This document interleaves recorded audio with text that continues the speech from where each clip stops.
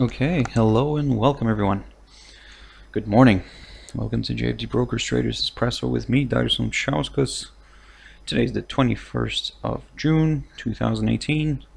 So welcome everyone. So we're going to have a quick look at the markets, what happened with them yesterday, what levels to watch out for today. But before we do that, as usual, let's quickly have a read through our risk disclaimers. So the content of this webinar does not constitute investment advice or investment recommendation and does not in any way constitute an invitation to acquire any financial instrument or product. As always, a few seconds for you to read the rest and we can continue.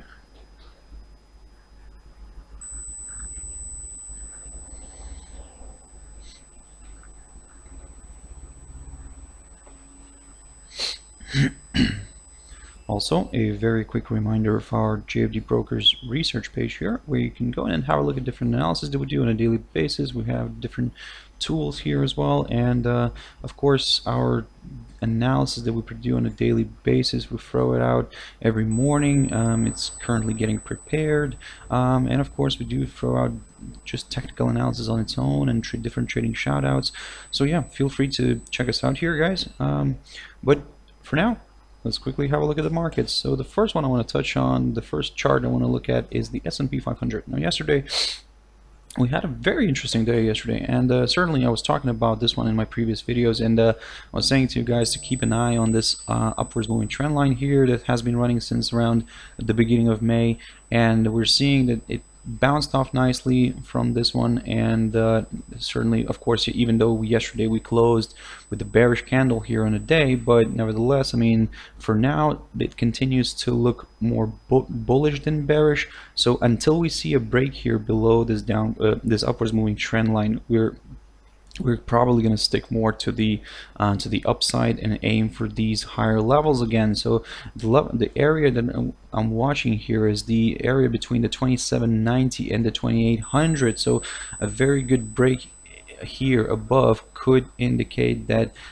this index wants to continue pushing higher. So for now, continue observing this one. We are, like I said, we are kind of stuck here in this little probably I'll call it, let's say, triangle here, where we are still above this upwards moving trend line but slightly below this 2790 area, this key level of resistance.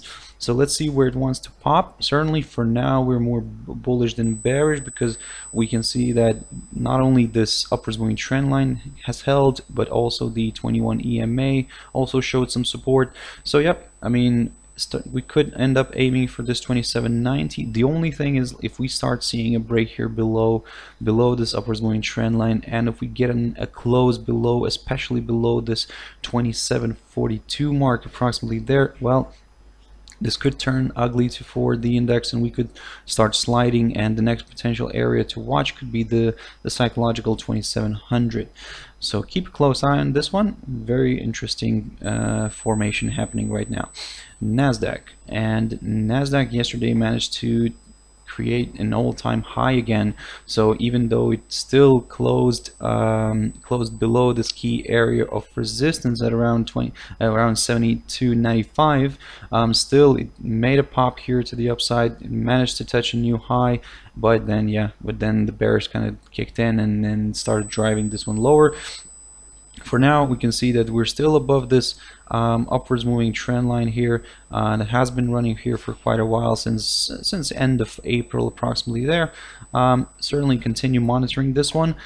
If we see another pop here, another pop above the 72.95, can keep a close eye on the yesterday's highs, which were around the 73.10 mark. So if we get another break above that level as well, then well, we could end up moving higher again. So certainly for now, because we haven't got like any good resistance areas here above, probably start aiming for something for like round numbers, like something like 7400, but that's probably more for the longer term. On the downside, we would if this continues to hold, the 72.95 continues to hold, we could end up moving lower here and moving towards this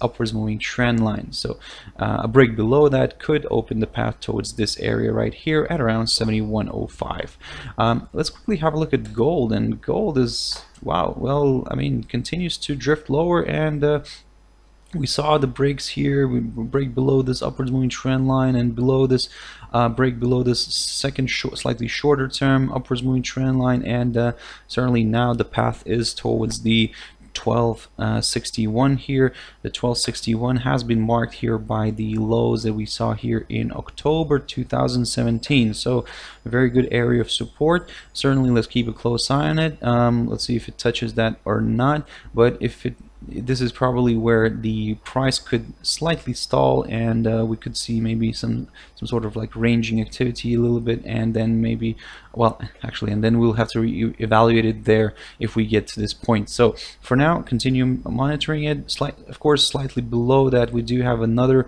very strong area of support, which is around the 1237, approximately there, which was the approximately the lowest point in December 2017. So keep a close eye on this one, guys, but yeah, we'll consider that only if we get a strong break and a close below the 1261.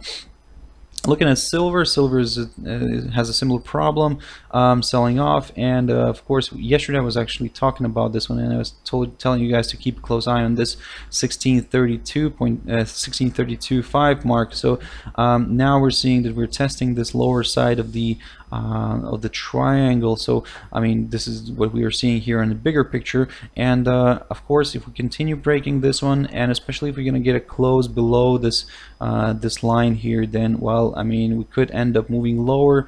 Certainly the first good area of support could be this low that we had here in April, sorry, April, the 1st of May, and yep, that could be a good area to test, and that would be approximately the 1606 area. So good area to watch, so keep a close eye and stay sharp, guys. Let's have a quick look at a few pairs. So the euro dollar is certainly, well, not feeling very well, let's say like that, and currently we're still testing this upwards moving trend line. Yesterday we managed to close above it, even though we had a small pierce through this line, but nevertheless, I mean, we closed above it, and some could say maybe this is still looking like a bullish indication, because this upwards moving trend line continues to hold. From one side, yes, but to be honest, I mean, we are staying very careful with this one, because if we see this one kicking in here, and if we see more bears jumping in here, and the price will get to this 115.45 mark and starts breaking that, well, I mean, this could turn out to be ugly for this pair, and we could start testing this 115.100 level, which was approximately the lowest point here in May, and a break below that could send this pair towards this 114.500. So for now, guys, stay very careful with the euro dollar, and certainly if this line holds, we could see a bounce back to the upside, but for us to become more bullish on this one, we will need to see a nice break here above the 116.500. Looking at the GBP USD, and GBP USD, well, I mean, looking slightly weaker than the euro against the dollar. So certainly now we're seeing that we've managed to close below this key area of support at around 132.05. Now we're just continuing to move lower. Now slightly on a slightly bigger picture, we do have this 130.40 mark approximately there as a potential good area of support.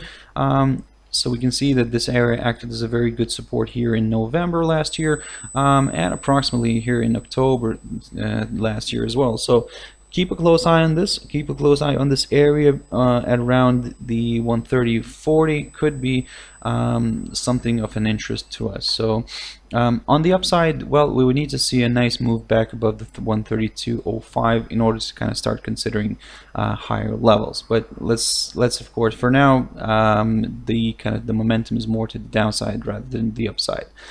Looking at the Aussie dollar, now Aussie dollar is not really performing well as well, and certainly we can see that we had a break here, this key area of support here at around 0.7375 mark. So now we're it's trying to push lower again, and the next area of support that we're keeping an eye on is this 0.7330 mark, approximately there, and that has been marked by the lows that we had here in May 2017. So very good and strong area of support to watch, so keep a close eye on it, and let's see what happens. Certainly for us to become more bullish on this one, we would need to see a nice reversal back up again, up here, well, to be honest, not only above the 0.7375, but also a nice good break and a close above the 0.7415. so a very good area to watch here, a strong area of resistance, certainly. But like I said, if the